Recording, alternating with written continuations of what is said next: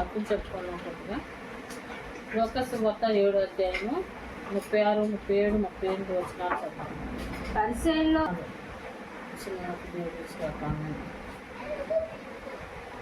నలభై కూడా చదువు. 40, 41, 42 కూడా చదువు. అందుకు యేసు, సీమోను, నీతో ఒక మాట చెప్పవాలని విన్నానని అతనితో అనగా, అతడు, బోధకుడా చెప్పమనెను. అప్పుడు యేసు, అప్పు ఇచ్చు ఒకనికి 2 రుణస్థులుండిరి. వారిలో ఒకడు 500 దేనారులను మరి ఒకడు 50 దేనారులను అచ్చి ఉండిరి. ఆ అప్పు తీర్చుటకు వారి ఎద్దుకి ఏమీ లేకపోయిన గనుక అతడు వారి ఇద్దరిని క్షమించను. కాబట్టి వీరిలో ఎవడో అతన్ని ఎక్కువగా ప్రేమించునో చెప్పమని అడిగాను. అయితే ఇక్కడ ఏమంటున్నారంటే అందుకు యేసు సీమోను, నీతో ఒక మాట చెప్పవాలని విన్నానని అతనితో అనగా, అతడు బోధకుడా చెప్పమనేను. సీమోనుతో దేవుడు మాట్లాడుతున్నాడు. ఏమని మాట్లాడుతున్నాడంటే, అప్పుడు యేసు అప్పు ఇచ్చు ఒకనికి 2 రుణస్థులు ఉండిరంట. అప్పు ఇచ్చు అంటే 2 రుణస్థులు ఉన్నారు, అంటే 2 తీసుకున్న వాళ్ళు ఉన్నారు. అయితే బోధకుడా చెప్పమనేను. అప్పుడు యేసు అప్పు ఇచ్చు ఒకనికి 2 రుణస్థులు ఉండరు. వారిలో ఒకడు 500 దేనారములను మరి ఒకడు 50 దేనారములను అచ్చి ఉండరు. ఆ అప్పు తీర్చుటకు వారి యొద్ద ఏమీ లేకపోయాను కనుక అతడు వారిద్దరిని క్షమించాను అంట. ఆయన క్షమించాడు ఇద్దరిని. అప్పు తీసుకున్న వాళ్ళిద్దరిని క్షమించాడు. ఇద్దరిని క్షమించినప్పుడు అప్పు తక్కువ తీసుకున్న ఆయన్ని క్షమించాడు, ఎక్కువ తీసుకున్న ఆయన కూడా క్షమించాడు. వారిద్దరిలో ఎవరిని ఎక్కువగా ప్రేమించాడు దేవుడు? అతను ఆ యజమాని ఎవరిని ఎక్కువగా ప్రేమించాడు?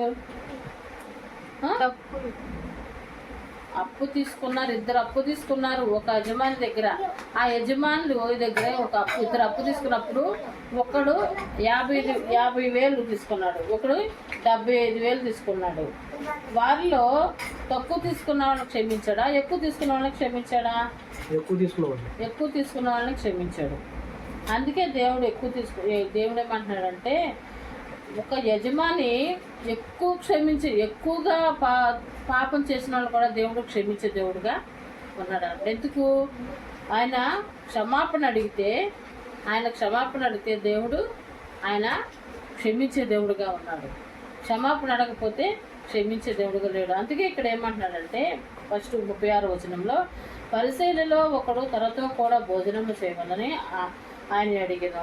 ఆయన ఆ పరిసయ్యుని ఇంటికి వెళ్ళి భోజన భక్తిని కూర్చుండగా ఆ ఊరిలో ఉన్న పాపాత్మురాలైన ఒక స్త్రీ యేసు పరిసయ్యుని ఇంట భోజనముకు కూర్చుండనని తెలుసుకొని ఈ యొక్క బుడ్డిలో అత్తరు తీసుకొని, ఎవరు వచ్చారు వాళ్ళ దగ్గరికి? అక్కడికి ఒక పాపాత్మురాలైన స్త్రీ వచ్చింది. ఒక పరిసయ్యుడి ఇంట్లో యేసు ప్రభు బస చేయడానికి వచ్చాడని తెలుసుకుని ఆమె ఏం చేసిందంటే, ఒక ఇంటిలో అత్తరు బుడ్డి తీసుకుని ఆ ఊరిలో ఉన్న పాపాత్మురాలైన ఒక స్త్రీ యేసు పరిసయ్యుని ఇంట భోజనమునకు కూర్చున్నాడని తెలుసుకుని ఒక బుడ్డిలో అత్తరు తీసుకొని వచ్చి వెనుక తట్టు ఆయన పాదముల యొద్ద నిలవబడి ఏడ్చుచు కన్నీళ్లతో ఆయన పాదములను తడిపిందంట.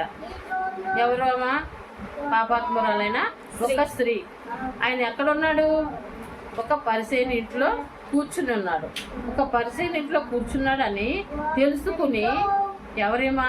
పాపాత్మురాలని ఒక స్త్రీ తెలుసుకుని దేవుని యొద్దకి వచ్చిందన్నమాట.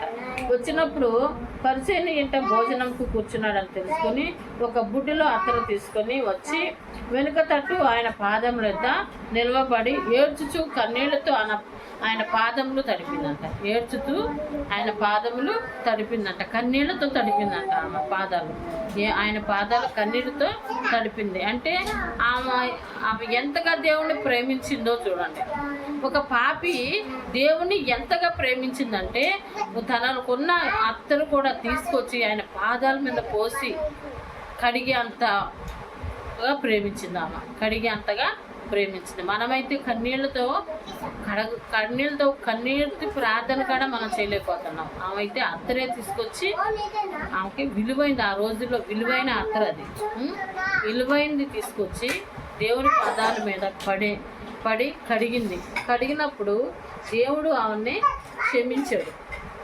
దేవుడు ఆమెని క్షమించాడు. అయితే ఈ స్త్రీ కాళ్ళు కడుగుతున్నది చూసి ఎవరో పరిసేయుడు చూసి అంటున్నాడు, అట్లాగే చూస్తున్నాడు ఆమంక దేవుడు ఎందుకు ఏమో పాపాత్మురాలైన స్త్రీ కదా, పాపాత్మురాలైన స్త్రీ వచ్చి ఈ పాదాలు కడుగుతుంది, పాదాలు పట్టుకుంది, అసలు ఎవరో ఈయనకి తెలుసా, ఈయన గ్రహిస్తున్నాడా, ఈయనకి తెలుసా ఇలా పాపాత్మురాలని పాపాత్మురాలైన స్త్రీకి దేవుడు ఎక్కువగా అవన్నీ ప్రేమించాడు కాబట్టి సిమోను అలాగే చూస్తున్నాడు.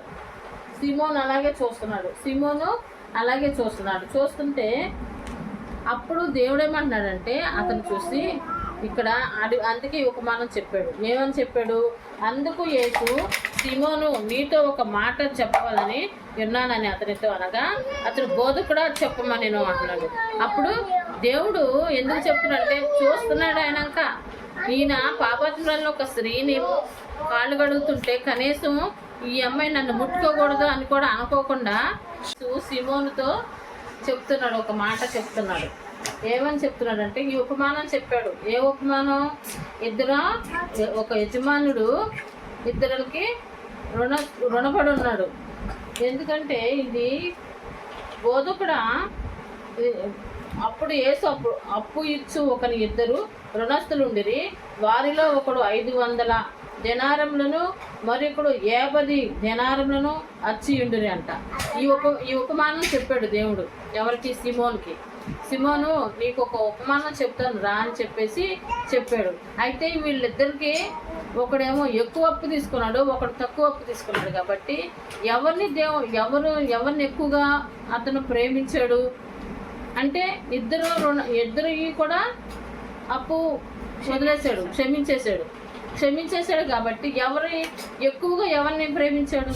నువ్వు ఎక్కువ తీసుకున్నావు కదయ్యా, ఆయన 50,000 తీసుకున్నాడు, 500 తీసుకున్నాడు, ఆయన 500 కదా, నువ్వు 80 తీసుకున్నావు కదా, ఆ 80లో 30 నాకు ఇచ్చేయమన్నాడా? అనలా. ఆయన్ని కూడా క్షమించేశాడు. ఇద్దరిని సమానంగా క్షమిస్తాను అనలా. ఒకళ్ళు ఎక్కువగాను ఒకళ్ళు తక్కువగాను క్షమించాడు.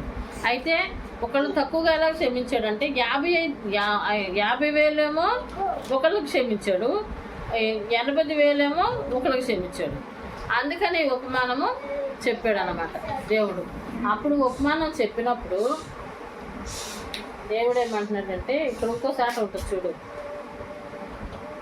42వ వచనం చూడు. ఆ అప్పు తీర్చుటకు వారి యొద్దకు ఏమీ లేకపోయాను కనుక వారిద్దరి దగ్గర ఏమీ లేదు, ఆయన తీర్చడానికి ఏమీ లేదు. ఆ యజమానుడికి తీర్చడానికి ఆయన దగ్గర డబ్బు లేదు కాబట్టి వారు తీర్చలేకపోయారు కాబట్టి అక్కడ ఏమంటాడంటే ఆ అప్పు తీర్చుటకు వారిద్దరు ఏమీ లేకపోయాను కనుక అతడు వారిద్దరిని క్షమించాను. కాబట్టి వీరిలో ఎవడో అతను ఎక్కువగా ప్రేమించను చెప్పమని అడిగినంట. ఎవరిని ఎక్కువగా ప్రేమించానో చెప్పమని అడిగాను. అందుకు సిమోను అతడి ఇంటికి ఎక్కువగా క్షమించును వాడే అని నాకు తోచున్నదని చెప్పగా ఆయన నీవు సరిగానే ఎంచితివన్నాడు. అంటే వీరిద్దరిలో ఎవరిని ఎక్కువగా క్షమించాడని సిమోన్ అడిగాడు. అంటే ఎక్కువ అప్పు తీసుకున్న వాళ్ళనే క్షమించాడు అని చెప్పాడు. అయితే నువ్వు సరిగానే చెప్పావు అని చెప్పాడు. అని చెప్తున్నాడు.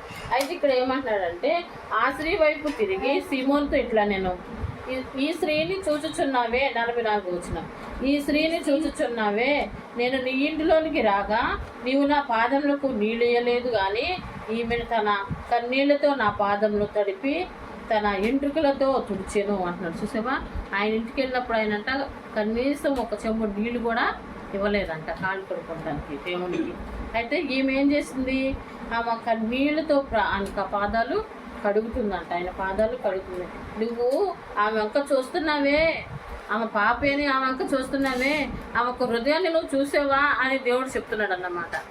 ఆమె పాపి అని నువ్వు చూస్తున్నావు, కానీ తనకు హృదయాన్ని నువ్వు చూసావా? నువ్వు చూడలేవు. దేవుడికి ఆ హృదయము తెలుసు.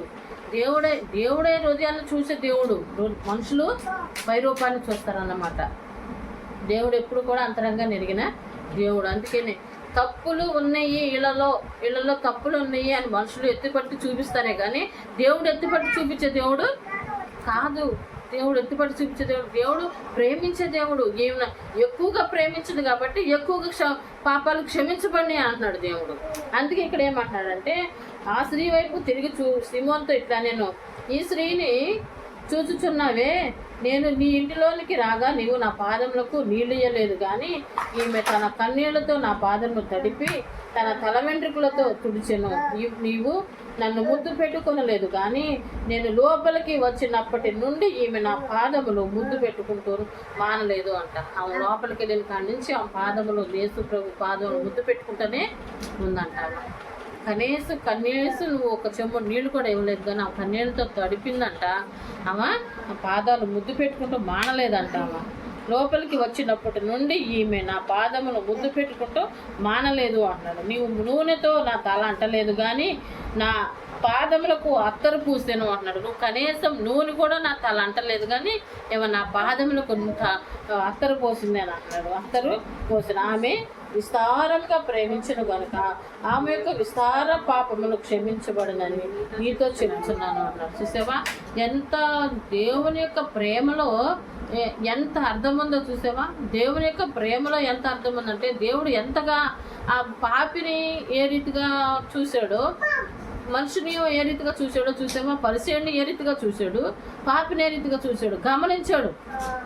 అక్కడ దేవుడు ఆయన ఏం చేస్తున్నాడు, ఈ పరిసేయుడింటికి నేను భోజనానికి వచ్చానే, భోజన భక్తికి పిలిచాడు, వచ్చినప్పుడు నాకేమి చేయలేదు ఆయన, నాకు కనీసం కాళ్ళు కడుక్కుంటే అక్కడ నీళ్ళు ఇవ్వలేదని చెప్పేసాడు. కానీ ఈ పాపి పలానా చోట యేసు ప్రభు ఉన్నాడని తెలుసుకుని వెనక నుండి వెళ్ళి వెనకాల పాదాల దగ్గర కూర్చుని కన్నీటితో ఆయన పాదాలు కడిగి ఆయన పాదాలు వెళ్ళిన కానించి ముద్దు పెట్టుకుంటూనే ఉందంట. మరి ఆయన పాదాలు ఆయన పాదాలు అత్తర పోసి కడిగిందంట ఆయన పాదాలు. అందుకే దేవుడు ఏమంటున్నాడంటే ఇక్కడ నా పాదములు అత్తరు పోసెను, ఆమె విస్తారముగా ప్రేమించిన గనుక ఏమంటున్నాడు చూసావా? ఆమె విస్తారంగా ప్రేమించిన గనుక ఆమె యొక్క విస్తార పాపములు క్షమించినని నీతో చెప్తున్నాను అన్నాడు. చూసావా? విస్తారంగా దేవుడు ఆమెను విస్తారంగా ప్రేమించింది కాబట్టి దేవుడు కూడా విస్తారంగా ఆమెను ప్రేమించాడంట. విస్తారంగా ఆమె ప్రేమించేమంటున్నాడంటే విస్తారంగా ప్రేమించాను కనుక విస్తారంగా పాపములు క్షమించబడినవి నీతో చెప్తున్నాను. ఎవరికి కొంచెముగా క్షమింపబడినో వాడు కొంచెముగా ప్రేమించునని చెప్పి నీ పాపములు క్షమింపబడినవి అని ఆమెతో అనేను. అప్పుడు ఆయనతో కూడా భోజనం వ్యక్తిని కూర్చుండిన వారు పాపులు క్షమించుచున్న ఇతడెవడని తమలో తాము అనుకున్నారంట. భోజన భక్తులు కూర్చున్న ఆ పాపులు ఈయన ఇతడెవడో తమలో తాము అనుకొని సాగిరంట. అందుకైనా నీ విశ్వాసము నిన్ను రక్షించెను, సమాధాన గల దానివై వెళ్ళి మన ఆ స్త్రీతో చెప్పాను అంట. చూసావా? దేవుడు ఎవరిని ఎక్కువగా ప్రేమించాడంటే ఒక పాపాత్మురైన స్త్రీని ఎక్కువగా ప్రేమించాడు. ప్రేమించాడు కాబట్టి ఆమె పాపంలో నిజమే ఆమె పాపం చేసింది, కానీ ఆ పాపాలు కడుకొట్టకే వెళ్ళింది దేవుడి దగ్గరికి. నేను పాపినయ్యా నన్ను క్షమించయ్యా అని ఆమె దగ్గర గోజాడుకుంటుంది, హృదయంలో గోజాడుకుంటుంది. ఆ యొక్క హృదయాన్ని ఎరిగిన దేవుడు, ఆమె ఆలోచనలు ఎరిగిన దేవుడు, ఆమెకు తలంపులు ఎరిగిన దేవుడు ఆయనతో ఆమె పాపములు విస్తారమైన పాపములు దేవుడు క్షమించేసి అమ్మా నీ పాపములు క్షమించబడని అని చెప్తున్నాడు. నీ విశ్వాసమే నేను రక్షించింది అంటున్నాడు. చూసావా? విశ్వాసంతో వెళ్ళిందామా? దేంతో వెళ్ళింది? విశ్వాసంతో వెళ్ళింది కాబట్టి ఆమె రక్షింపబడింది, క్షమింపబడింది. ఆమె ఎన్ని పాపాలు చేసింది అన్నది కాదు, ఆమె దేవుడి దగ్గరికి వెళ్ళినప్పుడు ఆమె ఏ రీతిగా వెళ్ళింది అనేది దేవుడు గమనించాడు. కానీ మనుషులైతే అది గమనించరు. మనుషులు ఎంతసేపు పైపైన వాళ్ళ ఆలోచనలు, దేవుని ఆలోచనలు వేరు, మనుషుల ఆలోచనల వేరు. దేవుడు ఎప్పుడు కూడా హృదయంతరంగా నెరిగిన దేవుడు. పాపినైనా నన్ను ప్రేమించిన దేవుడు, పాపినైనా నన్ను కరుణించిన దేవుడు, పాపినైనా నన్ను రక్షించిన దేవుడు ఎప్పుడు కూడా ఆయన నన్ను ప్రేమిస్తాడు, నన్ను కరుణిస్తాడు అనే ఆలోచన ఒక పాపికి ఉంటుంది. అదే పాపం లేనోడు ఏమంటాడు, నా దగ్గర నేనే పాపం చేయలేదు. పాప తల్లి గర్భంలో రూపం ఉంటే పాపని అడిగి తెలియదు. నేనే పాపం చేయలేదు అని చెప్పి నేను పాపినని ఒప్పుకునేవాడే ధన్యుడు. నేను పాపిని ప్రభా నన్ను క్షమించని ఒప్పుకున్నవాడే ధన్యుడు. అందుకే పరిసేయుడు సుంకరుడు కూడా నేను పాపినయ్యా నన్ను క్షమించు అన్నాడు. నేను పరిసేయుడు ఏమన్నాడు, నేను పాపినయ్యా నీ కన్నులెత్తుట కూడా నేను సరిపోను, ధైర్యం సాలుగా రొమ్ము కొట్టుకుంటూ ప్రభా నన్ను క్షమించని అడిగాడు. పరిసేయుడు ఏం చేశాడు, వాళ్ళ తప్పులు ఎత్తుపట్టి చూపించాడు. వాళ్ళ తప్పులు ఎత్తుపట్టి చూపిస్తే ఎవరికి నష్టం? వాడికే నష్టమైంది కదా. పరిసేయుడు నష్టమైందా లేకపోతే సుంకరికి నష్టమైందా? సుంకరికి నేను వారానికి 2 రోజులు నేను ఉపవాసం ఉంటానయ్యా, నేను సుంకర వల్లే కాదు, ఉండి ఆయన హృదయాన్ని ఎరిగిన దేవుడు. ఆయన సుంకరి హృదయాన్ని ఎరిగిన దేవుడు. పరిసేయుడైతే ఆయన తప్పులు ఒప్పుకోలేదు, తప్పులు ఆయన స్థితిని హెచ్చించుకున్నాడు పరిసేయుడు. సుంకర్ అయితే చెప్ప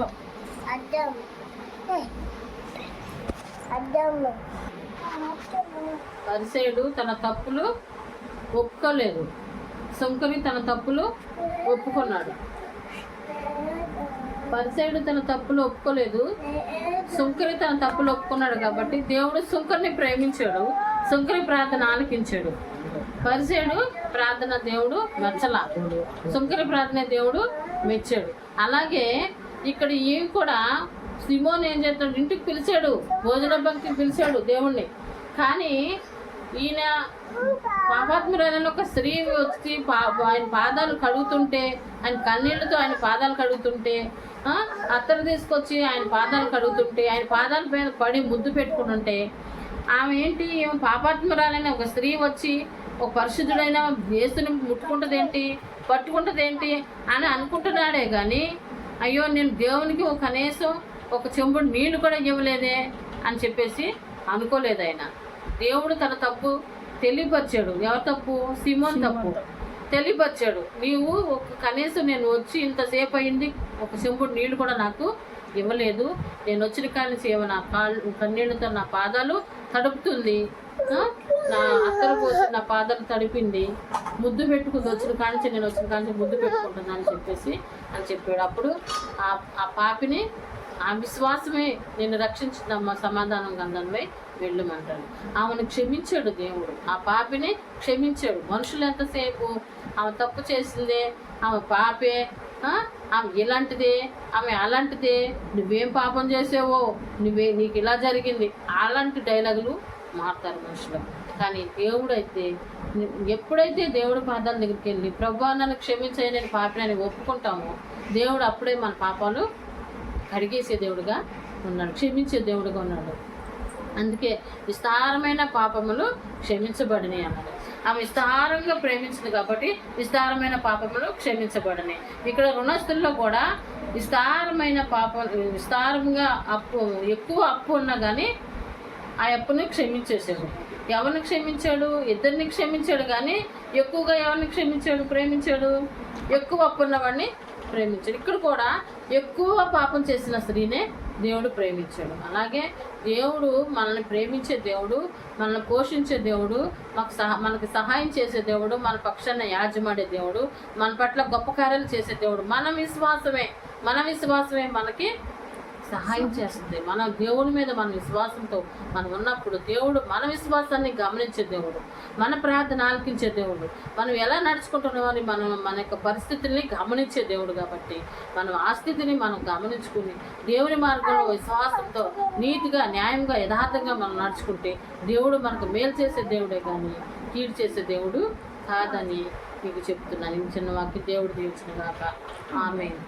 చిన్న ప్రార్థన చేసుకున్నాం. పరిశుద్ధమైన తండ్రి, ప్రేమగల దేవా, నీకు వందనాలు, మీ స్తుతులు, స్తోత్రాలు ప్రభువా. మమ్మల్ని ప్రేమించి మా కొరకు నీ రక్తాన్ని దారిపోసిన దేవానికి స్తోత్రాలయ్యా. ఈ వాక్యం ద్వారా మమ్మల్ని ప్రేమించిన దేవానికి స్తోత్రాలు. మా తప్పులు ప్రభువా మేము నీ ఎదుట ఒప్పుకొని విడిచిపెట్టేవారికి సహాయం చేయండి నాయన. మేము పాపలమే ప్రభువా, మమ్మల్ని క్షమించండి నాయన. మా దోషం ఎరిగిన దేవుడు, మా పాపములు ఎరిగిన దేవుడు అయ్యా. అయినా మా నీతి ప్రభు ఏ రీతిగా ఉందో ప్రభు నీకు ఎరిగిన దేవుడు అయ్యా. మా నీతి నీకు ప్రభు ఈ ముందర మురికి కొట్టలాగా ఉందంటున్నావు ప్రభా. దయతో మమ్మల్ని జ్ఞాపకం చేసుకోండి ప్రభా. నీతి మార్గంలో, న్యాయ మార్గంలో, యథార్థ మార్గంలో కృపను మాకు దయచేయండి ప్రభా. పాపాత్మురాలు స్త్రీ ప్రభా వచ్చిన కాడి నుంచి ప్రభా నాయన కన్నీటితో నీ పాదాలు తడిపి నాయన ప్రభా అత్తరతో ప్రభా నాయన మరి నాయన ప్రభు తీసుకొచ్చి నీ పాదాల మీద కోసి తుడిచిందయ్యా. తన తల వెంట్రుకలతో తుడిచిందంట ప్రభా. నీ స్తోత్రం నాయన నీ పొందనాలయ్యా. అలాగే ప్రభా వెళ్ళిన కాడి నుంచి ప్రభా ముద్దు పెట్టుకుంటానే ఉందంట నీ పాదాలు ప్రభా. నీ స్తోత్రాలయ్యా.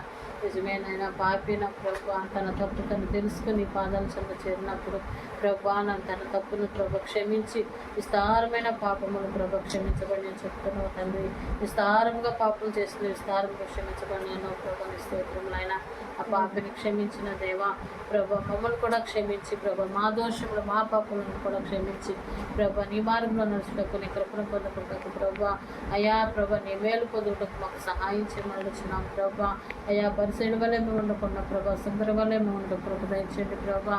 సిమోని వల్లే మేము ఉండకుండా ప్రభా. పాపి వల్లే ప్రభా మా పాపాలు ఒప్పుకున్నారు మాకు సహాయం చేయండి అయ్యా. నీ కృప నీ పాపలు మెండుగా దయచేయండి అయ్యా. నైనా ప్రభా నీకు వందనాలు చెల్లించుకుంటున్నాను ప్రభా. యూట్యూబ్లో ఈ వాక్యాన్ని వింటున్న బిడ్డలందరూ ప్రభా నైనా ఆకర్షితులుగా ఉంటూ సహాయం చేయండి ప్రభా. నైనా విన్నవారు ప్రభా గ్రహించుకునే మనసు దయచేయమని అడుగుతున్నాను ప్రభా. నీ స్తోత్రాలు ప్రభా. ఎన్నో మార్లు ప్రభా నీ వాక్యాలు వింటున్నారు ప్రభా. వింటున్నాం కానీ ప్రభా అయ్యా నిజమే నువ్వు ఎప్పటికప్పటికే ప్రభా నూతనంగా నువ్వు మాట్లాడగలవు ప్రభా. అయినా ప్రభా మీకు వందనాలు స్తోత్రాలు ప్రభా. నీ ఆత్మని శక్తిని ఇవ్వగమని ప్రభా తోడుగుంచమని ప్రతి ఒక్కరికి తోడుగుండి మాకు తోడుగుండమని ప్రభా నైనా పదాలు పట్టుకుంటున్నానయ్యా. సహాయం చేయండి అయ్యా. అయ్యా ప్రభా వింటున్న వారందరినీ మీరు నా ప్రభు జ్ఞాపకం చేసుకుని ఆశ్రయించమని బలపరచమని దీవించమని బాధలు పట్టుకుంటున్నానయ్యా. మా కుటుంబాన్ని కూడా ప్రభావ మీరు జ్ఞాపకం చేసుకొని మమ్మల్ని కూడా మీరు ఎక్కడ భద్రపరచుకోమని ప్రభు చూపించి కాపాడి రక్షించమని ఏ రీతిగా ప్రభు నీ మార్గం నడుచుకోవాలి మాకు నేర్పించమని తగిన జ్ఞానం మాకు దయచేయమని ఈ చిన్న ప్రాంతీసాన్ని చేర్చుకుంటూ కూడా దయచేయమని నా ప్రభు నా రక్షణ ఇస్తున్నాము వచనంలో పెట్టుకుంటున్నాను తండ్రి. ఆమేన్.